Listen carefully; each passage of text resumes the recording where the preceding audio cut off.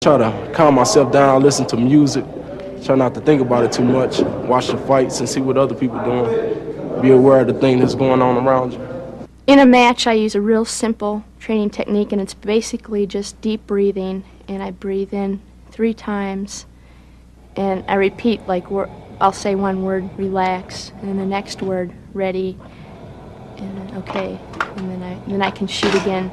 Naturally, I get butterflies prior to a competition, but I basically try and just stay focused on my one match that's coming up, and if I get the butterflies, I usually talk to another player on my team, and you normally forget about it. When I go to a big competition such as the national championships, I just go there and try to make it seem like a practice, kind of an everyday kind of thing, like you're at home and you're training. You know, there's a lot of different pressures and everything there, but what I try to do is think of it as just another training day. I usually would just close my eyes, put my Walkman on, and try to block anything out. Sometimes not even think about the competition, think about something else. What about psyching up? What if you have a tendency to come out too flat or have too little energy at the start of competition? These are the ways athletes have learned to psych themselves up for competition.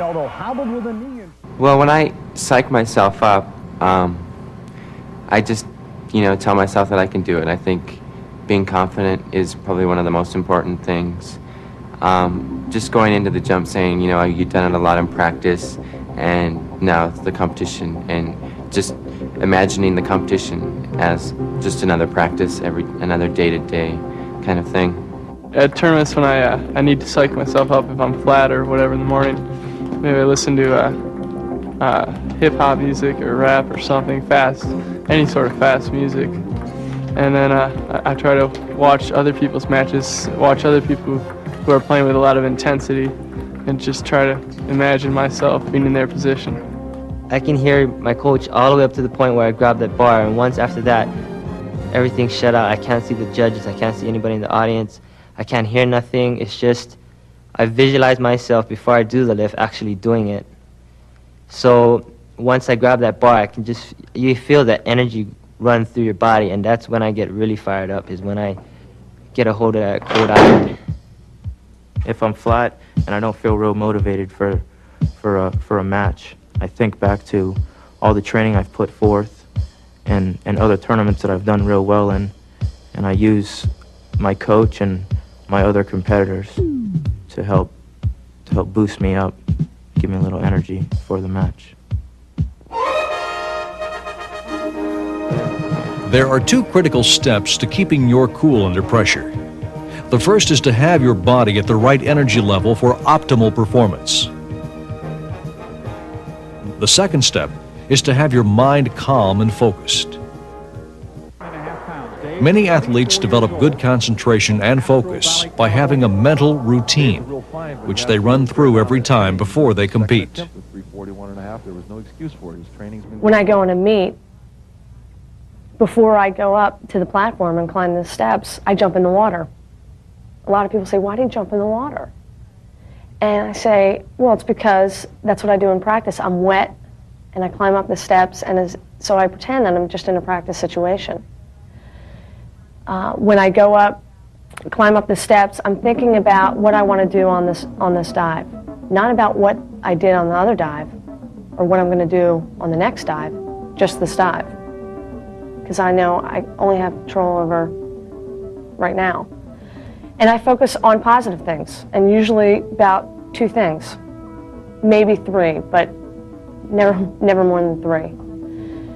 When I go up there and they announce my name, I make sure that my breathing is slow and rhythmic, that my focus is on me and the platform and not on a lot of other things that are going around.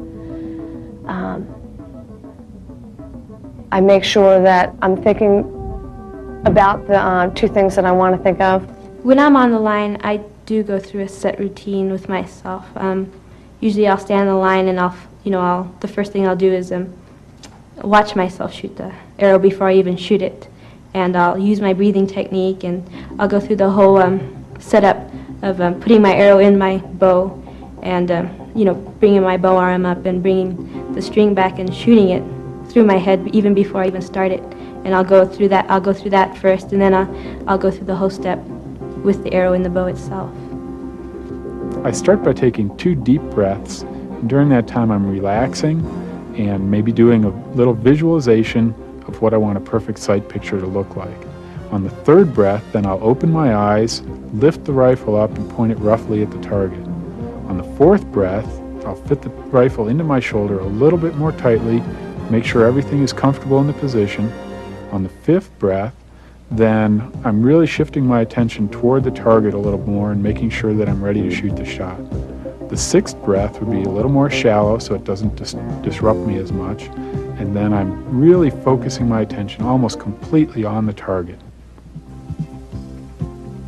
3 things can help you develop a mental routine to help you stay calm and focused and keep your mind clear. Saying positive things to yourself, visualizing positive images, and using cue words. Let's look at how athletes use these 3 techniques to help them concentrate under pressure. Self-talk. What you say to yourself has a big impact on how you perform. And even if you feel a little bit off, you don't focus on that. You focus on the hard work you've done. You focus on your training, your coach, the confidence you have in yourself, and then you go with that. But if you start thinking about all the things that you can't do, then that's when you get in trouble. If I ever have a negative thought, say like in warm-up, when I'm warming up, you know, something doesn't feel right, I counteract that with more positive thoughts. That, you know, I had a great prelim swim. My taper is hitting just right. I think about that instead of, oh, my legs are tired, you know. I mean, I try not to think of anything negative. I mean, I think of all positive things because I'm not going to swim well if I have negative thoughts.